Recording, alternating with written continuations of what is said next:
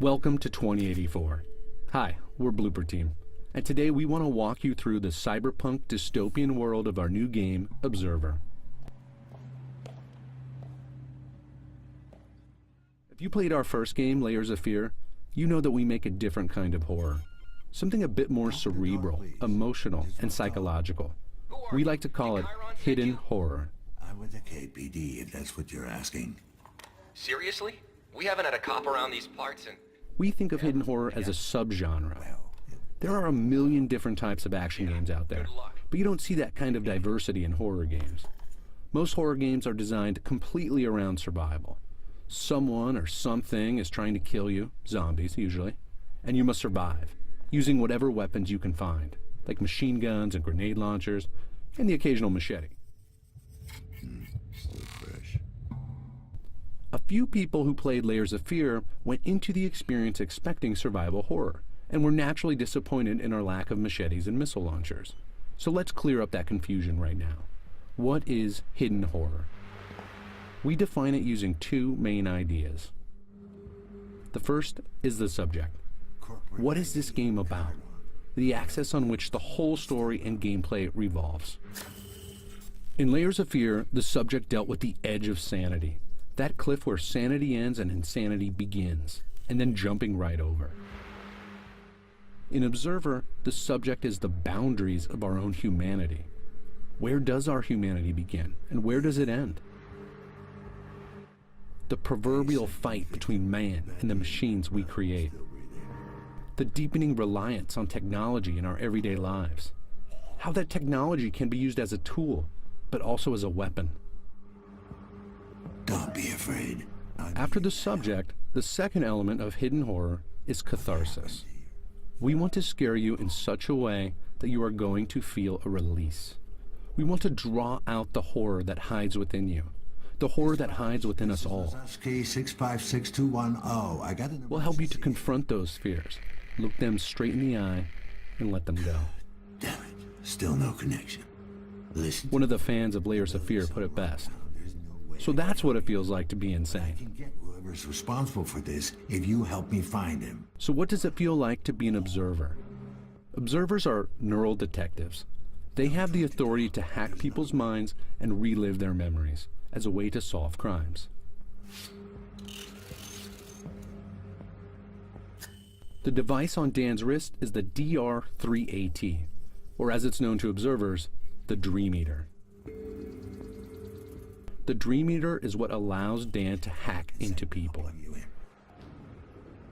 The idea of inserting yourself into the mind of another is just one of the ways we test the boundaries of humanity, the boundaries of the individual.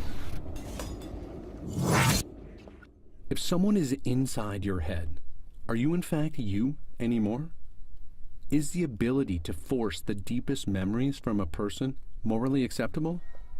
One could argue it's a new form of psychological rape. That's certainly how the Class C citizens of Krakow feel here in the year 2084. They are scared to death of observers and refer to them as leeches. If you read the tech headlines of today, this frightening future doesn't feel that far off. We already overshare on social media. We are also beginning to augment ourselves with implants like RFID chips and prosthetics. Has technology changed you? Are you being influenced without being aware of it? These are the type of questions we want you to ask yourself as you play Observer. One of the reasons people enjoy horror, enjoy nightmarish monsters scaring the daylights out of us in movie theaters around the world, is that it relieves tension. That's what catharsis is, emotional release. But in games, you make the choices. You decide what happens.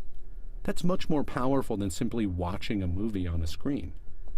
You experience and interact with the horror yourself. Because of this, you are constantly asking yourself as you play, why am I afraid? Why does this feel wrong? What am I really afraid of? In this dystopian future, if you really stop and think about these questions, you'll experience what we like to call Catharsis 2.0. This is a release from fears you didn't even know you had. That's some next level catharsis right there. Is it morally acceptable to hack a person's mind? Even if the person gives their consent, the observer will have complete access to that person's entire memory. They can find, take, and use whatever they want.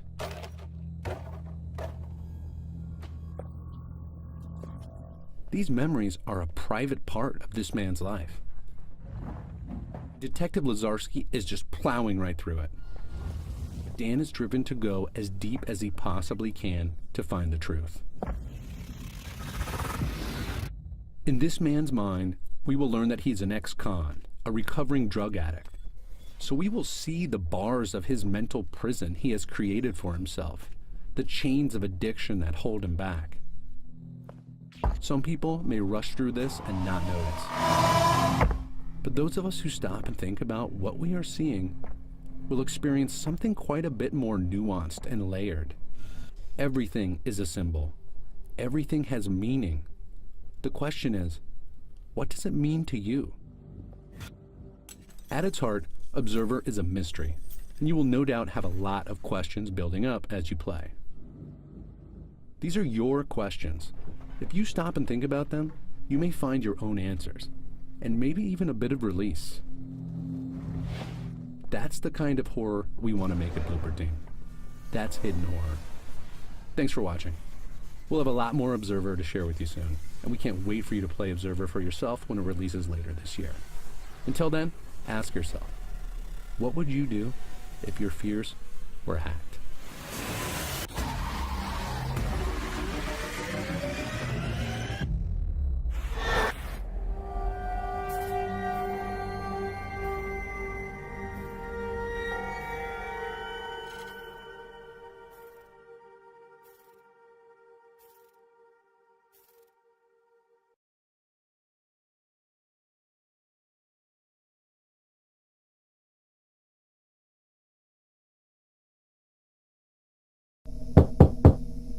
KPD, open up. Shh! Keep your voice down. He'll hear you. Who will? He's coming. I can hear him out there. He won't take me. I won't let him take me.